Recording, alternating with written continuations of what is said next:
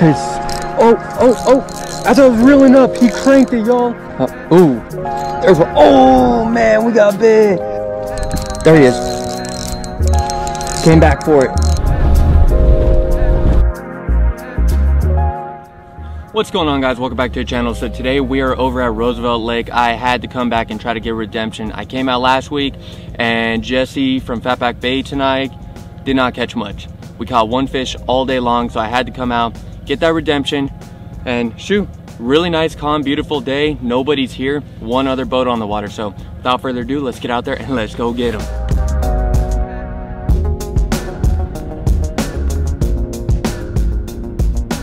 Start off with the jerk bait, maybe crank a little bit, throw the A-rig, drop shot, jig, the typical, but work different areas of the water column. I'm gonna try to fish a little bit deeper today because when we were here last week, we were fishing in 15 to 30 foot range. I might even try 30 to 40 range today to see if those fish are a bit deeper. Probably gonna have to give the jerk bait a couple extra pauses today. Give it 10, 15 seconds in between a pause occasionally, just to try to draw in those finicky fish. The thing I do notice is that this Berkeley stunner is a little bit easier to flick. It doesn't grab onto the water as much as that Provoke does, which in return is a little bit easier on your wrist and forearm if you're going to be ripping this thing all day long. See if we can luck out with a big fish down here by the dam. Might be possible. There's some giants in this lake, so hope for the best. Got some fish down there in 18.5 feet. It makes sense right on the transition point right here. You go from this like soft gravel to the big chunk rock. Picture perfect.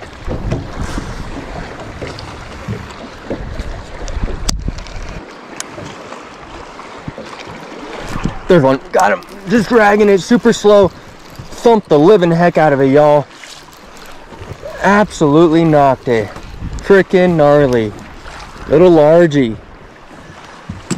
I hooked him upside down, kind of feel bad. Chill out, dude, chill out, bud. All right, guys, so not too bad right there. You can tell he went after it, and then when I set the hook straight up in the air, we pinned him in that gill plate.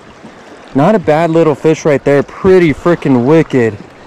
Man, he cranked it, y'all. Absolutely cranked it. All right, y'all, so all we got that fish on was a 1/2 ounce little football head with the Crush City Bronco bug. What color is this? The candy bug. Freaking deadly. You can see it right there. Almost like a, would that be called? Like a sprayed lettuce, something like that. Pretty sick. Right on. Get back out there and get another. I struggle at this lake so much, so the fact that I was able to get a fish the first hour of fishing here, I am stoked. We just caught another fish and the GoPro completely glitched out. It wasn't a big fish by any means. We did catch him on the 2.8 inch Fat Pack BC Bug Jr. Freaking deadly little craw. You can check it out right there, pretty freaking gnarly. It's got that purple flake in it, so anything with purple has been the deal today. This thing is a killer color. It's a natural brown craw, looks super realistic in clear water and fishes extremely well in relatively murky water. But yeah, man, that is a bummer that we didn't get that fish on film. I looked down and the GoPro was just frozen over. The screen was frozen, so I'm sure the audio is there, but unfortunately the fish is not there, and that's a tough one. That's happened a few times, but it hasn't happened in at least a year. In all the filming that I do, I haven't had a glitch like that in quite a while. I'm doing a super light drag, keeping that tension at all times, because one little flick of the line, you may not even feel the bite. You'll either see a little flick in the line, or your line will just have like an awkward tightness to it and you'll be on. Oh man, hung up, got off, hung up again. That's one thing with these Ned rigs. Man, they fall in between these rocks so easily. It's tough. It's tough fishing because you got to be patient. It's, oh, as I was reeling up, he cranked it, y'all. Little guy cranking it as I was reeling it up. Oh my gosh, did we get this one on film? Yes, we did. Man, that is freaking gnarly. Check that out. That's all you need, little Ned rig. Not big bass whatsoever, but I mean, any fish that you can get this time of year, you gotta just have fun with it. That is insane. Hey, I wanted that third fish, and we got that third fish. On the retrieval though, so that's a good sign. That could tell me that, you know, maybe they're gonna start moving around a little bit, get a little bit active. Possible jerk bait action. A fish in 54-degree water to chase it down like that, because I was really cranking that thing in. Ooh, little fish action right here. Come on. Get on down there.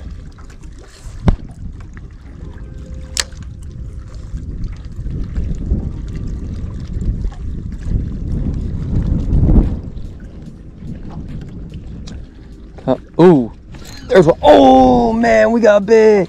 We dropped right on him, y'all. We dropped right down on him. There he is. Came back for it. Feels like a smallmouth. Lot more weight behind this fish, y'all. Lot more weight, lot more weight. Stay down, buddy. Stay down.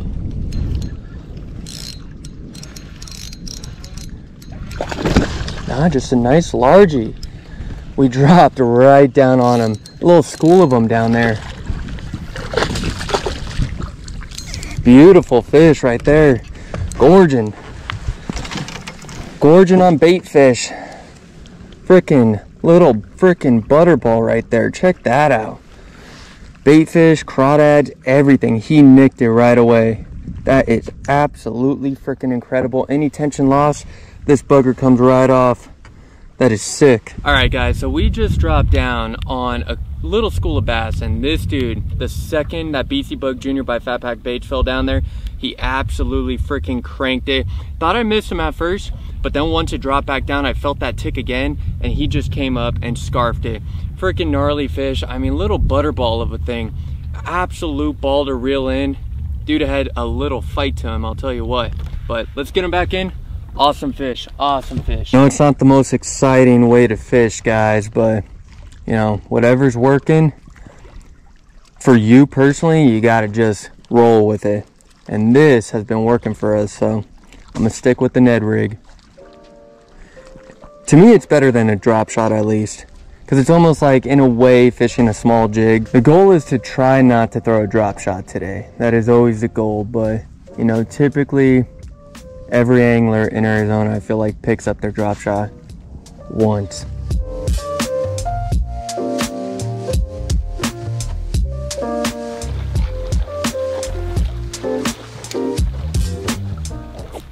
Got him in like 30 feet of water, y'all.